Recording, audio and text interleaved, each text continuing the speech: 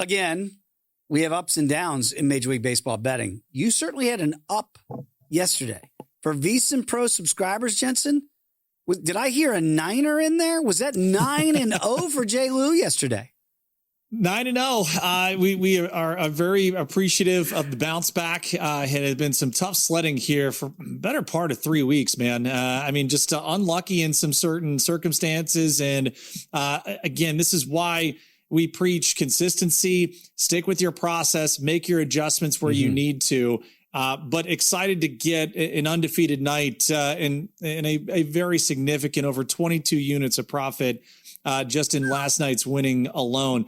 Let's go back to it here. And we do have an intriguing day slate today, Dave, and one game that I am targeting. I'm going to go right back to the Astros, who I backed last night. We're going to take them on the alternate run line, -1 at -$1.21 for 2 units. This is going to be Hunter Brown in a day game getaway day opportunity against Jameson Taillon. Good hitting opportunity for the Houston Astros. Love them right now because 4 of the last 5 home starts by Hunter Brown, they have won those games by at least 2 or more runs. Toronto is a little underwater, covering the run line as a road underdog, which they are today, 10-12, nothing crazy.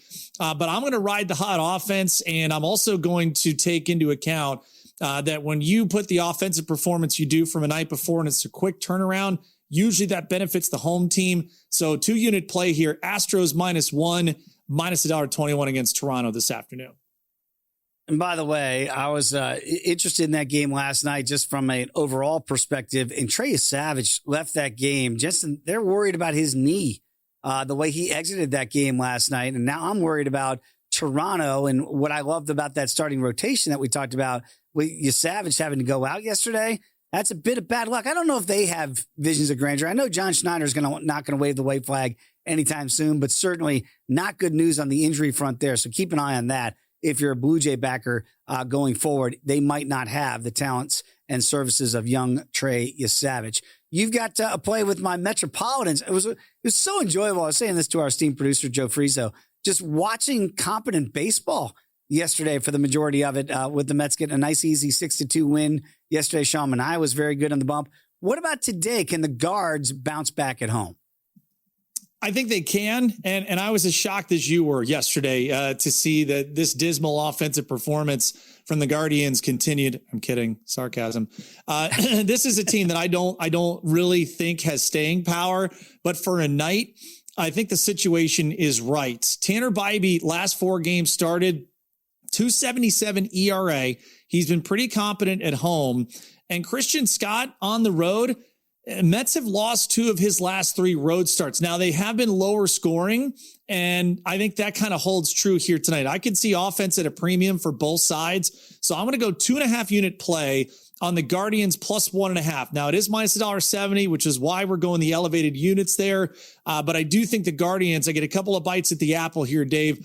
If they lose by 1, still a winner, or if they win it outright, I'd rather have the cushion here. You've seen it plenty. Christian Scott has thrown the ball extremely well. Going to definitely be in the rotation plans for the Mets next year. But for a night and looking where we could be, keep an eye on lineups here too. We did get news last night that Angel Hinao is going to be brought up and promoted, one of the top prospects for the Cleveland Guardians. They're still working through the Jose Ramirez wrist issues. Remember, he had the hamate surgery and has, just come back here in the last couple of weeks. Gabriel Arias, who got booed like hell last night, he should have. I am hoping that the roster move is that he gets sent out because he has been literally ineffective in so many different ways. So keep an eye on lineups tonight. Hopefully Ramirez is in there. If not, still like getting the 1.5 here on the Guardian side. I've seen some crazy splits in my time watching Major League Baseball through the decades. I don't know that I've seen one this dramatic. The Royals are 47-67, 20 games under 500. You know what their record is at home? 27-27. They're 500 at home for a team that's 20 games under 500. Whoa. Jensen, I guess the good news, if you're back in the Royals, they're back at Kauffman Stadium today. Not only that, but Noah Cameron, who has been one of the bright spots in the rotation, is going to get the start tonight. Dean Kramer will make his Minnesota Twin debut. Remember, he was acquired from the Baltimore Orioles before the trade deadline. Here's why I like the matchup tonight. We are going to do the same kind of deal here, and we're going to go take the Royals plus 1.5. Now, I know some places right now that they are laying a 1.5. I don't want to get that aggressive. I'd rather err on the side of caution here. So Royals plus 1.5 here, minus $1.86. Noah Cameron, back-to-back starts, Dave. No runs allowed. His last start, you got it, in Target Field against these Twins, 8 innings, 1 hit, 2 walks, 7 strikeouts.